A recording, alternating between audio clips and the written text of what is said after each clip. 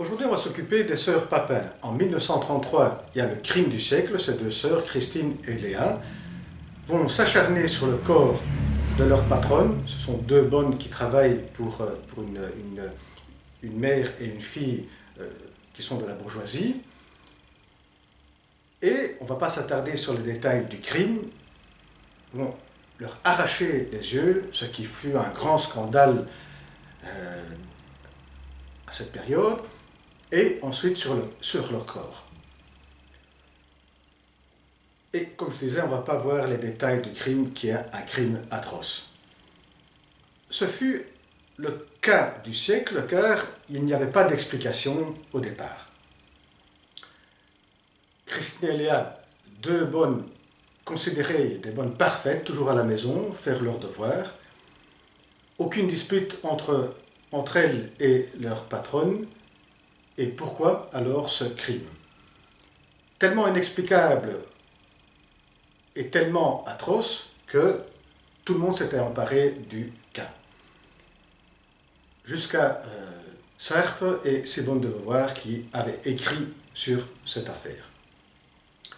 Et aussi Lacan. Lacan n'a jamais rencontré les sœurs Papin, mais il a consacré un écrit et inséré après aussi cette histoire dans sa thèse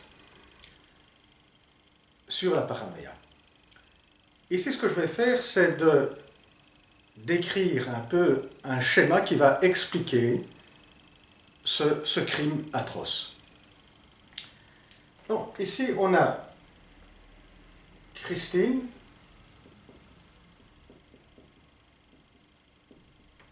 et Léa.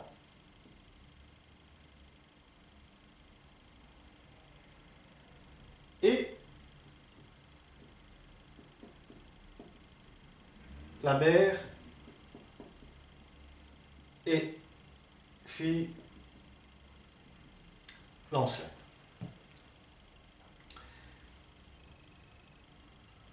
On a dit que entre Christine et Léa, il y avait une relation très particulière, une relation fusionnelle, car elles ne sortaient jamais, elles restaient toujours renfermées dans leur chambre quand il y avait des jours de congé, et brodaient ensemble. Elles étaient toujours ensemble, elles faisaient tout ensemble. On a parlé pour cela d'un délire à deux. Qu'est-ce que c'est un délire à deux? C'est quand une personne, et ici c'est le cas de Christine, est la partie qui vit un certain délire, c'est la partie qui est dans un état de psychose délirante, qui va influencer une autre partie qui est plus faible, qui se laisse manipuler, qui est Léa. Et tout cela est assez évident après le meurtre quand elles ont été interrogées. Donc, c'est Christine qui va manipuler Léa. Et ce délire à deux se fait quand, entre deux personnes, il y a déjà un lien très fort qui peut être entre frères, entre mère et fille, entre un mari et une femme, un lien très fort qui subsiste déjà dès le départ et qui va permettre aux deux de faire toute une série de choses ensemble. Je disais, deuxième condition, qu'une des personnes a un délire et que l'autre est dans un état plus faible, qui est plus influençable.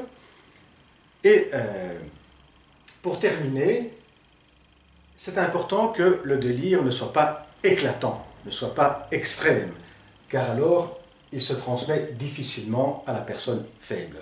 Ça doit être ici un délire une construction délirante assez comment dire, équilibrée, si on veut, en tout cas qui n'était pas extrême. Alors, pour comprendre ce qui va se passer, c'est inévitable qu'on doit faire intervenir un autre personnage, qui est la mère. Mère de Christine et Léa, Clémence.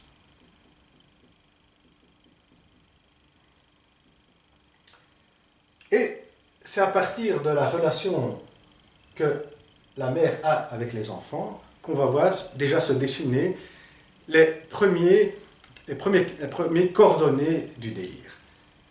La mère Clémence est une maman qui va toujours placer les enfants dans des endroits différents pour les retirer. Toujours placer et retirer, placer et retirer.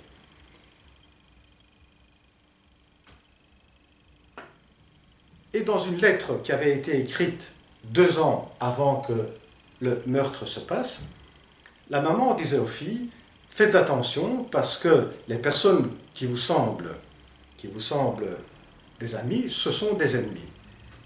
Des personnes qui sont là pour vous faire du bien veulent vous faire du mal. Et ces personnes-là, à un moment donné, peuvent faire n'importe quoi de votre corps. Cette mère avait un rapport avec les enfants, comme on disait, qui va les placer, mais à son bon vouloir, les reprenait, et l'important, c'est qu'elle pouvait toujours les avoir à l'œil. Ici apparaît un mot-clé, l'œil, le regard. Le regard.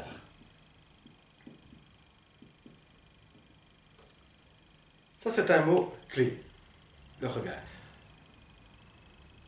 Donc la maman, qui faisait, selon le dire de Christine, toujours des observations, voici une variante du regard, la maman qui tient toujours à l'œil ses propres enfants, fait continuellement des observations, des remarques, des observations, observer et des observations, qui étaient vécues par les enfants, surtout par Christine, de manière pénible. Et ici, une relation était très forte entre la mère Clémence et Christine, une relation marquée par un état de rapprochement, comme la mère faisait avec les enfants, hein, c'est-à-dire elle retirait les enfants pour après les remettre quelque part d'autre, donc un état de rapprochement et de reprochement, donc rapprochement et reprochement, c'est-à-dire des moments de rapprochement où il y avait un lien très fort, pour ensuite devenir un moment de reprochement parce qu'il y avait les remarques, les observations de la mère. Et ça, c'est toujours les 2 mouvements.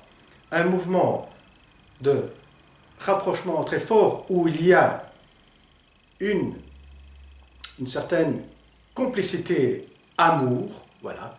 Et ici, on revient avec ce que Freud avait marqué comme caractéristique de la paranoïa, c'est l'homosexualité. Ici, l'homosexualité féminine, on voit bien qu'il n'y a aucun élément masculin dans tout ça, ce ne sont que des femmes.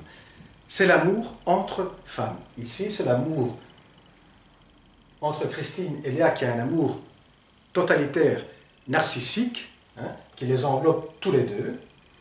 Mais ensuite, il y a l'amour avec la mère, et c'est entre un battement d'amour, où il y a un rapprochement très fort, et puis des reprochements. C'est-à-dire que Christine, comme Léa, vivent cela, cette relation de la mère, comme une relation qui est une relation d'emprise. Et donc, vouloir se défaire de l'emprise de la mère et de la jouissance de la mère. Ce qui va se passer dans l'histoire, c'est que Christine, celle qui décide, celle qui va opérer un détachement, une séparation nette avec la mère. Elle va, du jour au lendemain, ne va plus contacter la mère. Et donc, les 2 sœurs n'auront plus aucun contact avec la mère. Mère, comme on disait, qui avait écrit ces deux lettres 2 ans avant, où on voit bien le délire de persécution, hein, en disant faites attention à les personnes qui vous sont très proches, parce qu'elles semblent des amis, mais ce sont des ennemis, et à un moment donné peuvent faire n'importe quoi de votre corps, peuvent faire du mal, vous tuer. Donc, le premier moment, c'est la séparation, le détachement total, du jour au lendemain, entre les sœurs et la mère.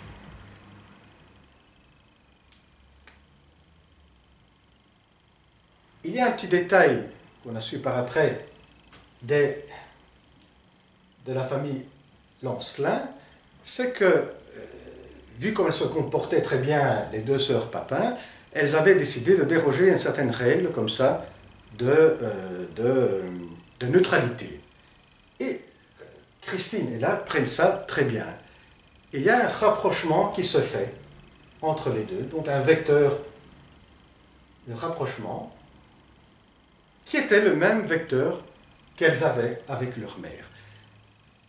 Ici, il y a un transfert, un premier transfert qui se fait de la relation qu'elles avaient avec leur mère, de lien avec la famille Lancelin, avec la mère Lancelin. C'est ce rapport d'amour, donc de rapprochement. Mais comme on disait, il y a toujours ce battement, ces deux vecteurs qui sont toujours présents, ce battement de rapprochement, de transfert d'amour, qui peut virer facilement après à une idée de reprochement, d'avoir des reproches par le regard. Et par exemple, il y a un événement qui avait été raconté où Christine va regarder, son regard va être méchant envers Lancelin, parce que Lancelin avait pincé Léa, parce qu'elle a fait tomber quelque chose, elle devait le ramasser. Et quand elle la pince, elle lui demande de ramasser ce qu'elle a fait tomber, eh bien, il y a le regard de Lancelin qui est un regard méchant envers Léa, et le regard de Christine qui est méchant envers la mère Lancelin. Et ce regard est teint de haine. Et une des caractéristiques du fonctionnement de la paranoïa, du paranoïaque, c'est de fonctionner en miroir, toujours en miroir. Ici, c'est le miroir parfait entre Christine et Léa, où tout est enveloppé entre eux, mais envers les Lancelins, le fonctionnement en miroir, c'est je t'aime, j'aime, je t'aime et tu m'aimes. Et de même, j'ai de la haine envers toi, qui se transforme aussi en tu as de la haine envers moi. Et donc ce regard de Christine plein de haine envers Lancelin devient un regard de haine de Lancelin envers Léa et envers Christine.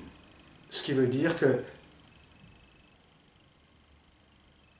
la mère Lancelin, qui est investie d'amour comme la mère, de même comme la relation avec la mère, devient une relation d'emprise où l'autre en face de nous, Lancelin, peut devenir une persécutrice et peut jouir comme elle veut sous la plus haute emprise de notre corps. Et c'est ce que va vivre Christine. Et le troisième acte, si on veut appeler comme ça, le premier, c'est la relation avec la mère. Deuxième, la séparation, relation et séparation avec la mère. Deuxième acte, c'est le transfert envers Lancelin. Et le troisième acte, ce qui avait été raconté par le maire, c'est que les sœurs Christine amène Léa chez le maire en demandant de émanciper Léa parce que, et là il y avait un discours un peu paradoxal, au moment où elle disait qu'elles avaient été séquestrées et puis elle disait qu'elles étaient très bien chez la famille Lancelin. Le maire, qui ne comprend pas bien ce qui se passe, conseille plutôt d'aller voir le commissariat, et quand elle parle au commissariat, elle commence à dire que le maire la persécutait. Le maire était persécuteur. Ce qui avait fait dire aussi au commissaire qu'il était peut-être préférable que les Lancelins ne tiennent plus ces deux sœurs chez eux. Et là, on voit bien le côté persécuteur que a surtout Christine, qui influence Léa. Et on en revient finalement au moment où s'est produit ce cataclysme, cet affreux meurtre, où l'élément déclencheur est une panne d'électricité provoquée par une maladresse de Christine ou Léa. Et Lancelin arrive et jette un regard sûrement de désapprobation, et là se déclenche tout l'assassinat, tout le meurtre. Il se déclenche, comme dit Lacan, c'est que le courant ne passe plus entre eux. Cette règle qu'avait dérogé Lancelin de pouvoir n'être plus neutral, que le courant puisse passer un peu mieux entre elles, parce qu'il y avait un transfert après ensuite d'amour envers les Lancelins, eh bien cette panne va interrompre ce courant qui passait, et mettre en devant de la scène le regard, l'œil des Lancelins, qui est un regard de haine et nous pouvons faire ce que nous voulons de votre corps. La jouissance du corps, la jouissance de l'autre sur le propre corps, déclenche alors plutôt anticiper cela, et Christine et Léa, et c'est Christine qui commence, va se lancer sur le corps des Lancelins pour leur arracher les yeux, couper des parties du corps, et aussi se lancer sur le sexe des Lancelins. C'est par après, quand il y aura tous les entretiens, quand ils seront en prison, le procès, que le délire va se déclencher chez Christine, un délire religieux, où elle va avoir aussi des hallucinations. Une hallucination, c'est qu'elle va voir Léa pendue avec les jambes coupées, et là on voit bien la castration, l'élément de la castration très important, qui est le point central de la psychose paranoïaque. C'est dans ce rapport toujours de vecteur d'amour envers l'autre du même sexe, donc cette homosexualité, quand en plus elle se rapproche de cet amour, plus, disait Freud, il y a une défense contre cet amour qui se transforme en haine. Là où j'aime le corps, ici, homosexualité féminine, le corps d'une femme, cet amour qui devient de plus en plus proche, là je suis appelé dans ma fonction de féminité, fonction qui n'a pas été normalisée par le nom du père, disait Lacan, et donc il n'y a pas assumption de la castration. Quand elle se rapproche de cet amour homosexuel, ça se transforme en « moi je l'aime, elle-même, elle a de la haine envers moi ». Et là commence le côté persécuteur qui va après se développer en délire. Et bien voilà, à la prochaine vidéo, au revoir.